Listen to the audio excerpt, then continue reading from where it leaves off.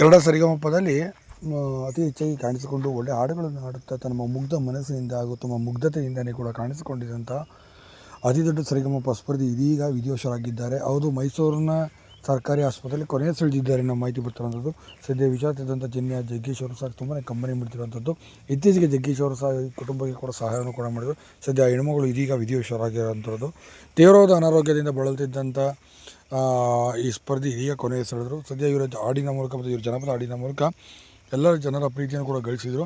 ಇನ್ನು ಇವರು ಬೇರೆ ಯಾರೂ ಅಲ್ಲ, ಮಂಜಮ್ಮ ಅವರು. ಇವರಿಗೆ ಅಕ್ಕ ತಂಗಿಯರಿಬ್ಬರಿಗೂ ಸಹ ಕಣ್ಣು ಕೂಡ ಕಾಣ್ತಿರ್ಲಿಲ್ಲ ಮತ್ತು ಅವರು ತುಂಬಾ ಅದ್ಭುತವಾದಂಥ ಹಾಡುಗಾರ್ತಿಗಳು ಕೂಡ ಆಗಿದ್ದರು.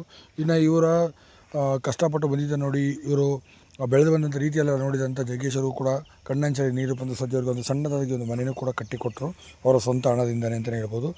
ಇದರಿಂದ ಮಂಜಮ್ಮ ಅವರು ಕೂಡ ಒಂದು ಸಣ್ಣ ಬದುಕು ಏನೋ ಕಟ್ಟಿಕೊಂಡ್ರು. ಏನು ಈ ಥರ ಇದ್ದಂಥ ಮಂಜಮ್ಮ ಅವರು ಇದೀಗ ತೀವ್ರವಾದ ಅನಾರೋಗ್ಯದಿಂದ ಇದೀಗ ಮುಂಜಾನೆ 6:30 ಸುಮಾರಿನಲ್ಲಿ ಮೈಸೂರಿನ ಸರ್ಕಾರಿ ಆಸ್ಪತ್ರೆಯಲ್ಲಿ ಕೊನೆಯ ಸೆಳೆದಿದ್ದಾರೆ ಎಂಬ ಮಾಹಿತಿ ಈಗ ಬರ್ತದೆ.